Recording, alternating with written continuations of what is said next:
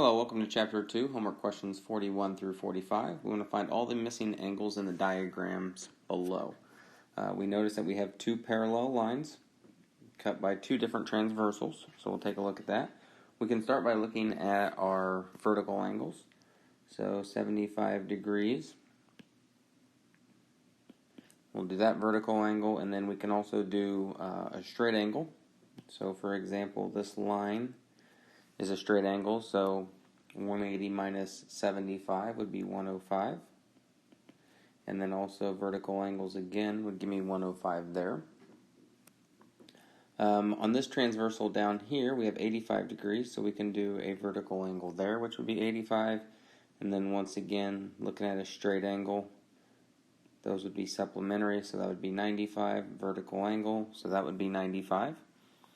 And then as we look on the other side of this transversal right here, if we do corresponding angles with the 95, this up here would be 95 degrees.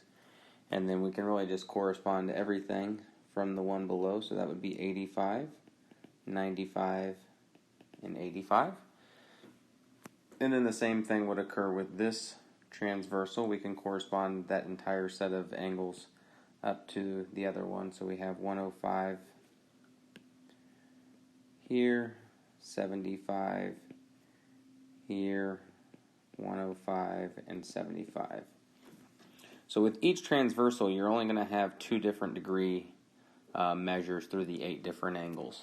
Since we have 2 transversals, you'll see 2 sets of pairs there for that one. Part B, we have a set of parallel lines, which you can see with the arrows here. And then once again cut by 2 transversals, but these transversals also intersect each other to make that 30 degrees there. So let's just start finding a couple different ones. Starting with the 110, we have this is a supplementary because it's a straight angle, so we know this angle here would be 70 degrees. We can also do vertical angles down here, so that's 110 and then 70 degrees. We can also do the vertical angle on top with the 30 degrees, so that represents 30 degrees. We can also look at this transversal. Alright, and so when you look at this angle that's formed, we also would compare that to this angle right here. Those would be corresponding angles. So that's 70 degrees. And then we have a straight angle all the way across, so 180 minus 70 minus 30 would be 80 degrees. And then once again we can figure this angle out right here because that creates a straight angle here. So we have, or I guess we could do vertical angles since the 70 degrees is across from that. But either way, you'll get 70 degrees there, and then same thing on this one, you can do vertical angles or supplementary angles with the straight angle to get 80. Now looking at this transversal and the parallel lines, we can use that to figure out some of these angles on the bottom. So if we look at this angle, that corresponds to this angle down here. So this would be 80 degrees, and then from there you can do vertical angle, and you can do supplementary, and then vertical again. So a little bit different on B because of the intersection there at the top, but once again it might be helpful to color in your transversal so you can see the angles, whether you're looking at corresponding or alternate interior, same side, whatever it is that you're looking at. It's nice to color in that transversal so you can see the angles maybe a little bit better. Question 42. Robert believes the lines graphed below are perpendicular, but Mario is not convinced. Find the slope of each line. Explain how you know whether or not the lines are perpendicular. So for lines to be perpendicular, their slopes need to be opposite reciprocal. So that's what we're looking for here. So let's just take this line, call it the red one here, and look at its slope. And so it looks like we're crossing at the origin 0, 0, and then crosses again at 2, 1. So the slope would be up 1 over 2. So this line has a slope of 1/2. If they're perpendicular, then the other line needs to have a slope opposite reciprocal. So opposite would be negative, reciprocal would be 2. So does this slope This line have a slope of 2. So this starts at the point 0, 4, and then maybe intersects right here at the point 2, 1. So that would be down 3 over 2. So this has a slope of negative 3/2. And since the slopes are not opposite reciprocal, then the lines are not perpendicular. So make sure you are writing that answer out and explaining why.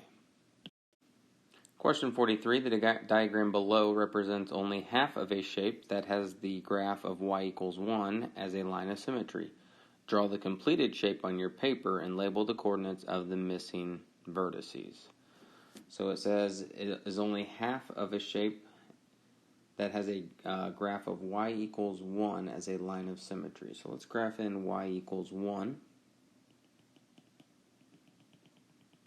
Okay, so that's y equals 1. And it's saying it is a line of symmetry. So on that one, if we reflected it over, these 2 points would stay the same. And then this point would go down here, and this point would go down here. So if we connect them now, it would look like that. And we want to label the coordinates of the missing vertices. And so that point would be 1, 2, 3, and then down 1. So 3, negative 1, 4, 5, 6, 7, and still down 1. So it would be at negative 1. So these would be the coordinates of the missing vertices. Question 44. Janine measured the sides of a rectangle and found that the sides were 12 inches and 24 inches. Howard measured the same rectangle and found that the sides were 1 foot and 2 feet. When their math teacher asked them for the area, Janine said 288 and Howard said 2. Why did they get two different numbers for the area of the same rectangle? Well, as you're reading this, hopefully you recognize that this was given in inches, and then this was given in feet.